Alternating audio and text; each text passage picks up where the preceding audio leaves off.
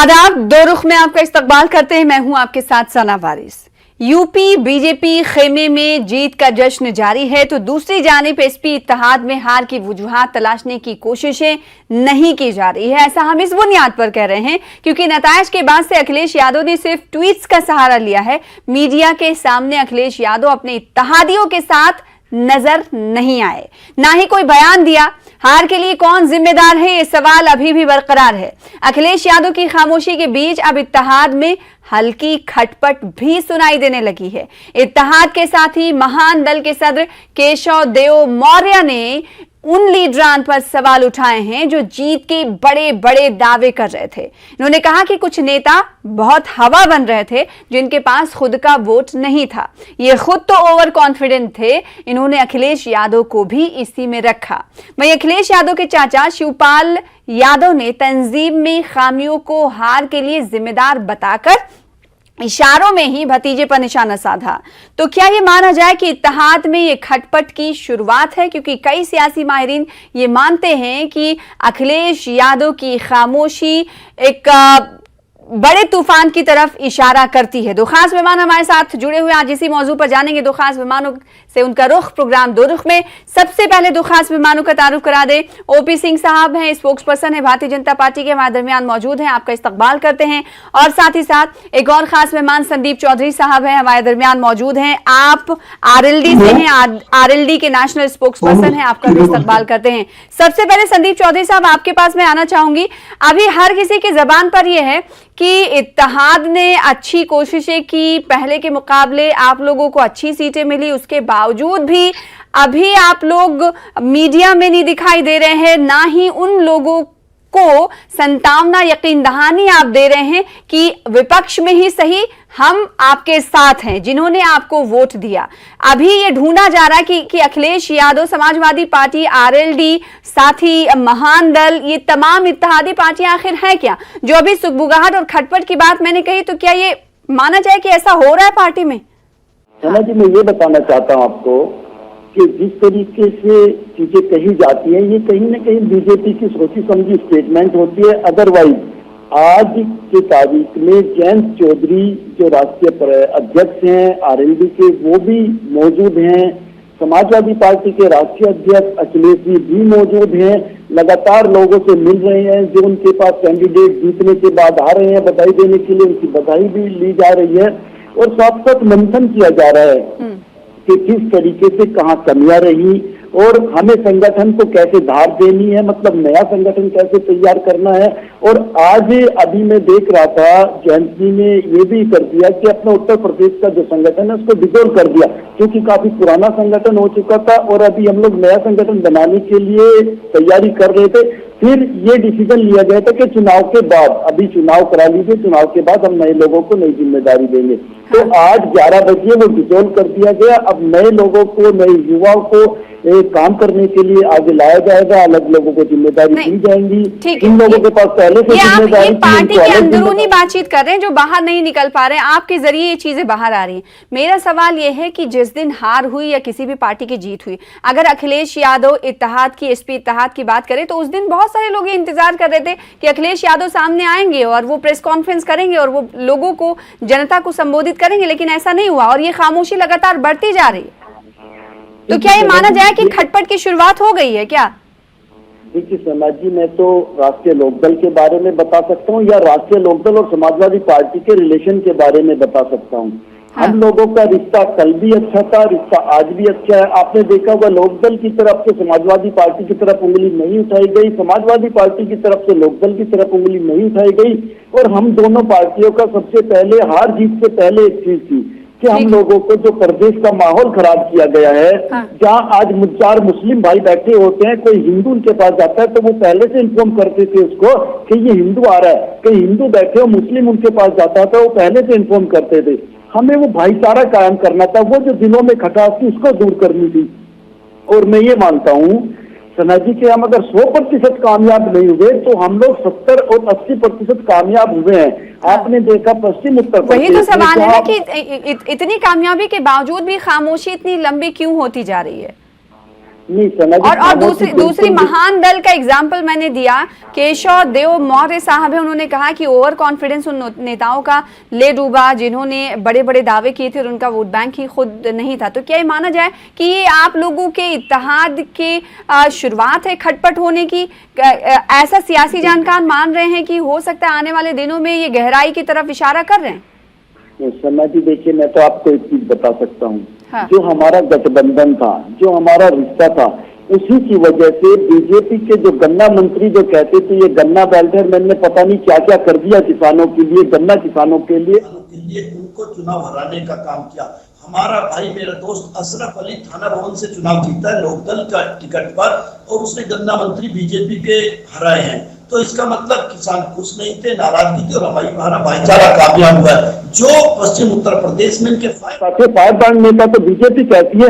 मैं तो कहूंगा जो हमारे भाईचारे को तोड़ने वाले नेता थे संजीव सोम, हाँ। उनको हमने सबक सिखाने का काम किया, उनको घर बैठाया चुनाव हरा करके।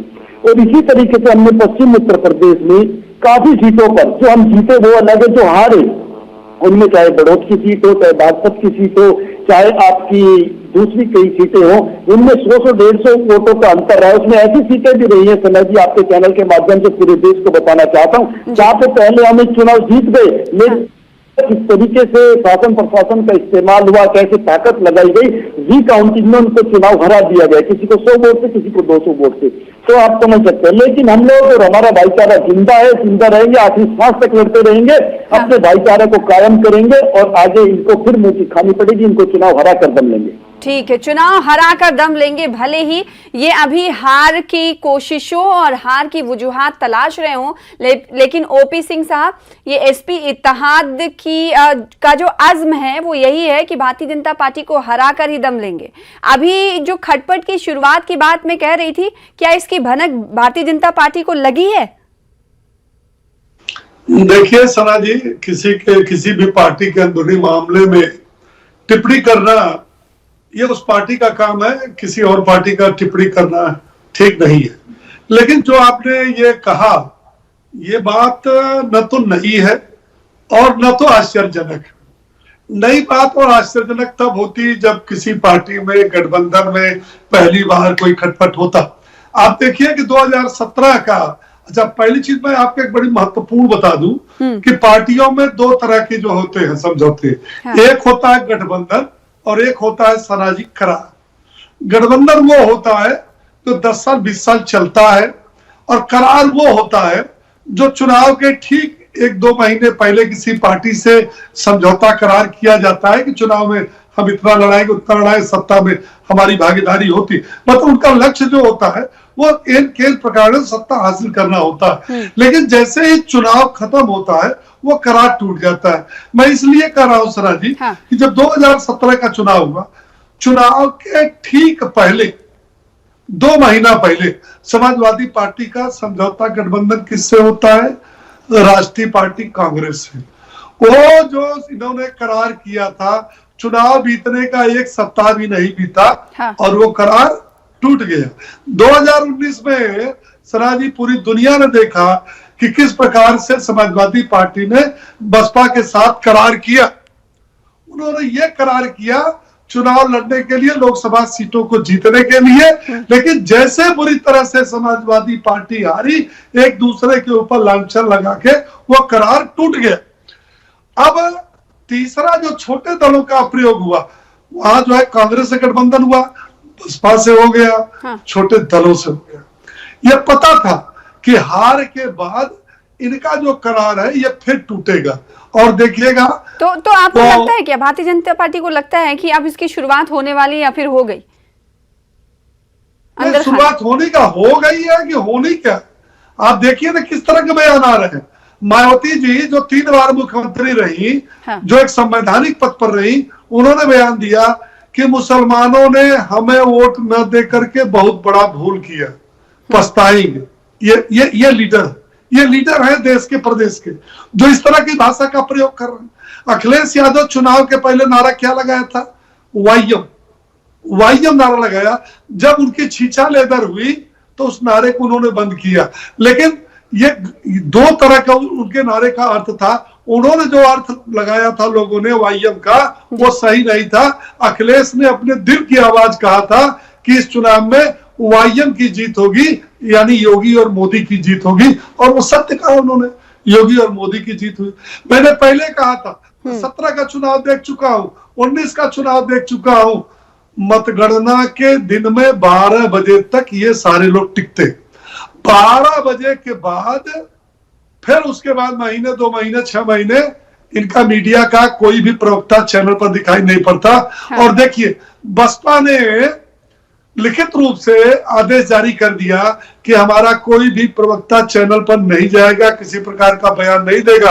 और कांग्रेस तो मान लीजिए वो चल रही है, बेचारी राष्ट्रीय पार्टी है, सपा ने भी अघोषित मना कर दिया है।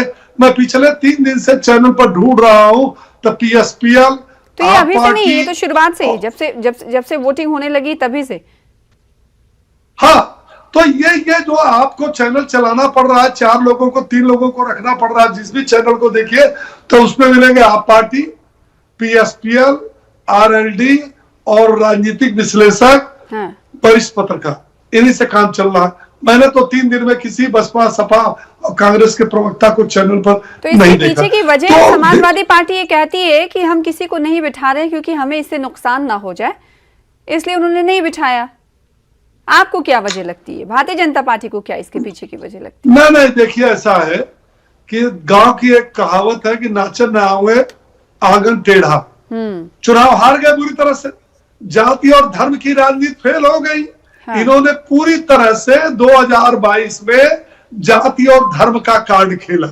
जहां हम विकास का कार्ड खेल रहे थे, वहीं ये जाति और धर्म का खेल रहे थे। ये तो आपको कहते हैं कि आप जाति और धर्म की बात करते हैं, आप और 80-20 की बात करते हैं, आपने कम्युनलाइज किया लोगों को। हाँ, बिल्कुल, पोलराइज किया वोटरों को। नहीं, वो सही बात है। एक कहावत है सना जी, चोरों को सारे नजर आते हैं चोर।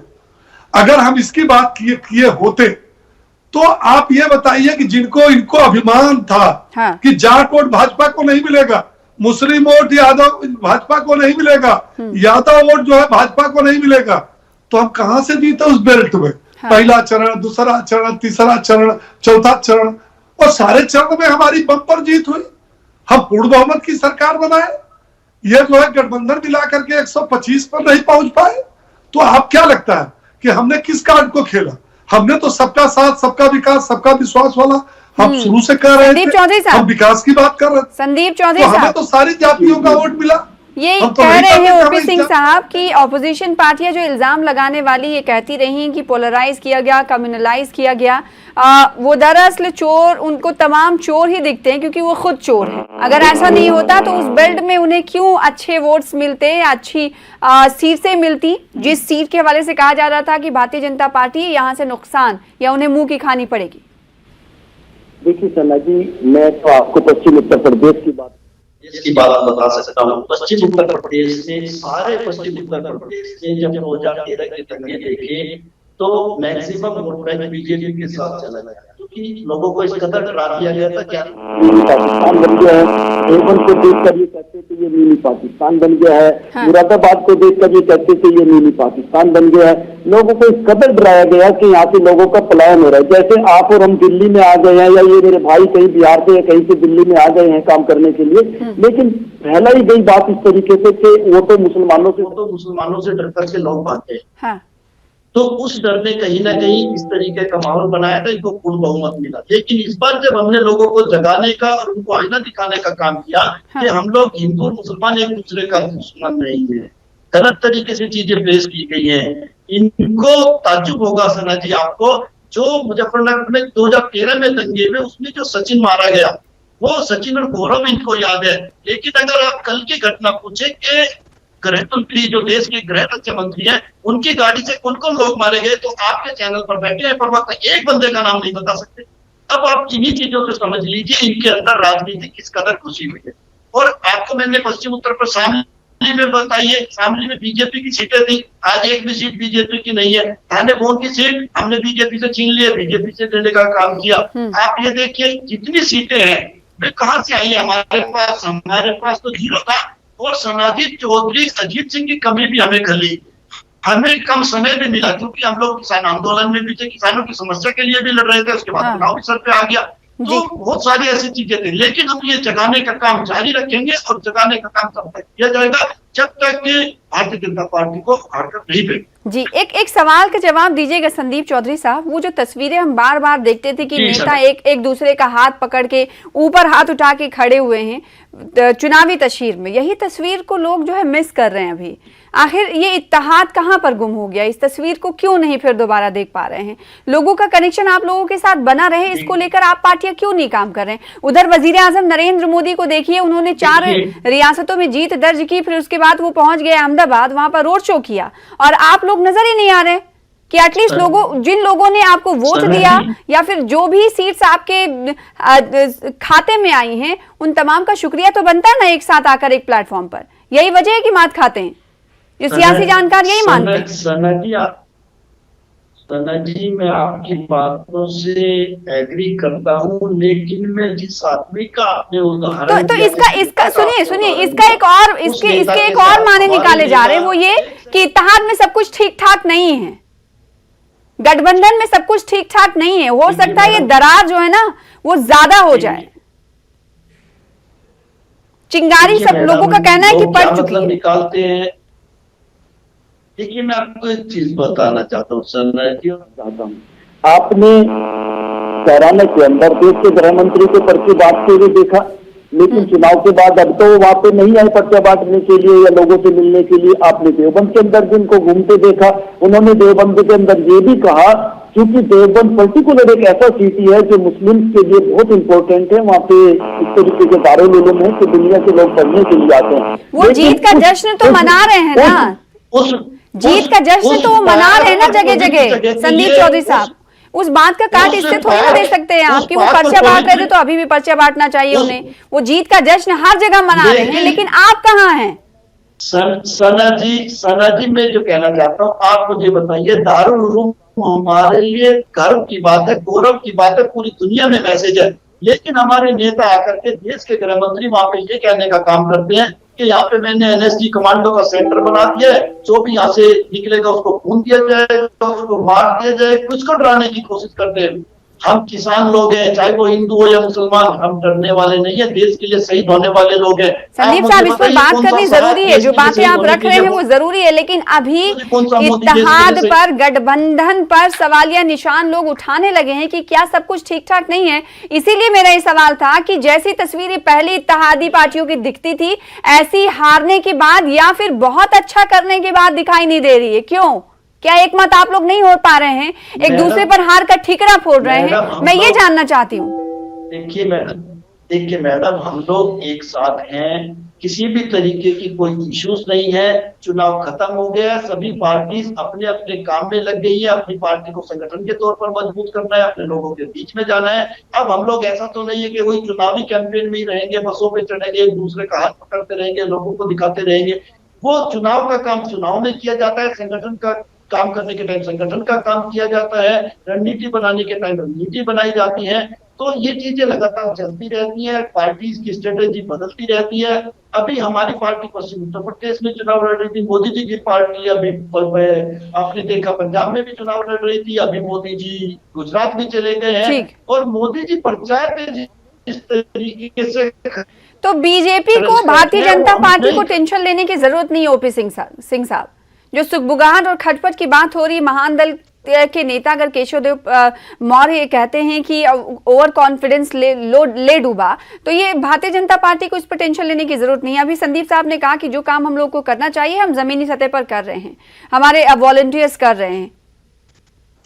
सना जी, अब ये खुद आप चिंतन कर रहे हैं कि हम क्यों, जनता ने हमें नकार दिया, कहाँ हमारे अंदर कमियां थी, कहाँ हमारे अंदर खामियां थी, क्या हम जन भावनाओं के अनुरूप नहीं चले, ये सब तमाम चीजें, इनको आपको चिंतन करने की जरूरी है। हम तो जन भावनाओं के अनुरूप चले तो 14 जीते, 17 जीते, 19 जीते, 22 जीते, 24 की तैयारी कर रहे हैं जीतने की। 24 में 2022 का जनादेश 2024 के विजय का संकेत है, क्योंकि दिल्ली का रास्ता लखनऊ से जाता है। नंबर 1। समझ नंबर 2, आप ये बताइए कि मान लीजिए कि प्रदेश की जनता ने हमें पूर्ण बहुमत की सरकार दी, उसने कांग्रेस को नकार दिया, बसपा को नकार दिया, तमाम दलों को जितने भी आए, चाहे आम आदमी पार्टी रही हो या ओवैसी की पार्टी रही हो, सबको नकार दिया। लेकिन समाजवादी पार्टी को एक मजबूत विपक्ष की हैसियत में जनता ने खड़ा किया। हाँ। लेकिन इनके नेता क्या है? माननीय आदरणीय अखिलेश यादव जी आप कहते हैं कि मैं विधानसभा में नहीं जाऊंगा, मैं विपक्षी दल के नेता की भूमिका में नहीं रहूंगा, मैं एक मजबूत विपक्ष की भूमिका न तो विधानसभा में उठाऊंगा न विधानसभा के बाहर उठाऊंगा, मैं इस्तीफा दे करके जो हमारी आजमगढ़ वाली संसद की सीट है उस पर मैं दिल्ली जाऊंगा, महीने में बहुत होगा, एक दिन संसद में जाना पड़ेगा। हाँ। कोई जवाब देना नहीं होगा, एसी कमरे में रहूंगा, जैसे 4.5 साल पहले ट्विटर खेलता था। हाँ। वैसे सवेरे उठूंगा। यानी इस बात को भारतीय जनता पार्टी बहुत अच्छी तरीके से समझ गई है, जो बात समाजवादी पार्टी या इत्तेहाद के लोग नहीं कहना चाहते। संदीप चौधरी साहब, अभी उनका नेता प्रतिपक्ष नहीं बनना, विपक्ष में नहीं बनना, इस बात की तरफ इशारा करता है कि वो लड़ना नहीं चाहते। हथियार चुना था ना। हाँ, ओपी सिंह साहब, मैंने सना जी ये कहा कि जनादेश जो हुआ है वो प्रमुख विपक्षी दल के नेता के रूप में ना उनको मिला है। हाँ बिल्कुल, कि भागने के लिए मिला छोड़ करके। हाँ, ये भगौड़े का लक़ब कहीं ना दे दे। सबसे बड़ा कारण ये रहा, सबसे बड़ा कारण ये रहा जाता है अपोजिशन की बुलंद आवाज बनने का असेंबली में, तो आप नहीं सामने आते हैं। देखिए भारतीय जनता पार्टी ने क्या कहा। संदीप चौधरी, भले इस पार्टी से नहीं, लेकिन आप इत्तेहाद में हैं, गठबंधन में हैं। सना जी बिल्कुल मैं जवाब दूंगा, इस बात का जवाब दूंगा, चाहे मैं राष्ट्रीय लोकदल का राष्ट्रीय नहीं दूंगा आपको। अखिलेश यादव जी सांसद हैं। हाँ। मेंबर ऑफ पार्लियामेंट हैं, तो वो वहां पर मोदी जी की आंखों में आंखें डालकर जवाब देंगे और जवाब दे रहे थे। और 125 हमारे 125 विधायक हमारे 125 विधायक जीत करके आए हैं। वो आपको जबरदस्त जवाब आपको कंट्रोल में रखेंगे, हम आपको दिल्ली में भी कंट्रोल में रखेंगे, हम आपको लखनऊ में भी कंट्रोल में रखेंगे। दोनों जगह हमारा गठबंधन मजबूती से रहेगा, आपको लगाम लगा के रखेगा। अभी आप करके देख लीजिए, जैसे संदीप चौधरी साहब, अखिलेश यादव ने जो फैसला लिया है, ये फैसला कहीं गलत ना साबित हो जाए। अगर सामने रहते, सरकार के साथ रहते, कामकाज पे रहते, असेंबली में आवाज बुलंद करते, तो वो तो बहुत खूब रहता ना। अरे इनको मजबूत विपक्ष की नेता की हैसियत से जो है, इनको जो है मैदान में डटना चाहिए। देखिए इस भारतीय जनता पार्टी को हो रही है, गठबंधन को नहीं हो रही है क्या? पहले एक स्टेट के तो आप फेस बन जाइए। सना जी मैं आपको जवाब दे देता हूँ। देखिए, आपको हमारा विपक्ष कितना मजबूत है इस बात का पता चलेगा। जैसे अजय सहनी जो बीजेपी के मंत्री, उन्होंने गाड़ी चढ़ाई ना, अब की बार चढ़ा के देख लीजिए। जिस तरीके से इनके नेता कुलदीप सेंगर ने बलात्कार किया और हत्या की, अब की बार करके दिखा दीजिए हमें। जिस तरीके से चिन्मयानंद ने कॉलेज की बच्चियों के बलात्कार किए, अब करके दिखा दीजिए हमें। इनको घर में तो यही तो ये कह रहे हैं कि अखिलेश यादव असेंबली में अगर होते तो मजा ज्यादा आता। मैडम, संसद में भी मामला उठना बहुत जरूरी है। संसद से पूरे देश में मैसेज आता है। बीजेपी चाहती है कि मामला उत्तर प्रदेश में दबा रहे। हम मामला उत्तर प्रदेश में मजबूती से उठाएंगे। हम मामला ओपी सिंह साहब, ना सिर्फ स्टेट में बल्कि पार्लियामेंट में भी घेरने की कोशिश के तौर पर इस फैसले को देखा जा सकता है, लेकिन भारतीय जनता पार्टी इसके अलग माने निकाल रही है। अरे मैदान छोड़ के भाग रहा है, कैसी इसका अर्थ क्या निकालना? अच्छा, मैदान छोड़कर भागने वाला अखिलेश यादव का फैसला बता रहे ओपी सिंह साहब। तो वहीं संदीप चौधरी जो कि आरएलडी के नेशनल स्पोक्स पर्सन है, उनका ये कहना है कि अखिलेश यादव ना सिर्फ रियासत में एक अच्छे पोजीशन पर रहेंगे, बल्कि मोदी के आंख में आंख डालकर बात करने के लिए उन्होंने ऐसा कदम उठाया। बहुत शुक्रिया आप दोनों खास मेहमानों का हमारे साथ जुड़ने के लिए, अपना अपना मौक़िफ़ रखने के लिए। फिलहाल इसी के साथ मुझे दीजिए इजाजत, कल फिर हाजिर होंगे बड़े मुद्दे के साथ। तब तक के लिए देखते रहिए न्यूज़ 18 उर्दू। आदाब।